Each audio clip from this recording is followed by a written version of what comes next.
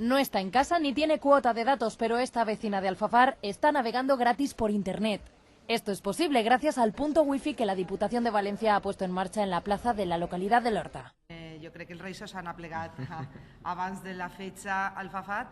Lo único que tiene que hacer es tener un aparato susceptible de conectividad y aceptar las condiciones que ponemos. Es absolutamente libre. Esta plaza wifi permite a todos los vecinos de la localidad el acceso a internet respetando las condiciones de tiempo y velocidad impuestos por ley. Difícil, pero para navegar por internet, para ver tu correo, para el WhatsApp. Pero Alfafar no es la única beneficiada de este proyecto.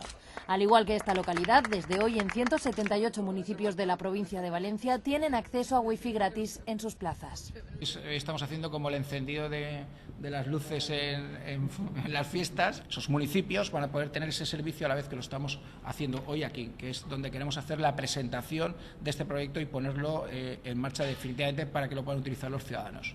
Está previsto que en el futuro se incorporen al proyecto de wifi ciudadano nuevos espacios públicos del municipio y también que se ponga en marcha en el resto de plazas que quedan por activar de las localidades de la provincia. Després, en uns mesos, ens agradaria fer la plaça Poeta Miguel Hernández, en el barri Orba, i després la plaça de Corts Valencianes en el barri Sant Jordi. Serien les tres places on més se concentra la gent. Pero esta nueva red del proyecto Zona Wifi de la Diputación tiene más beneficios. Cada ayuntamiento ha interconectado sus sedes municipales con la Diputación, lo que supone un ahorro para los consistorios en almacenamiento de datos y actualización de programas.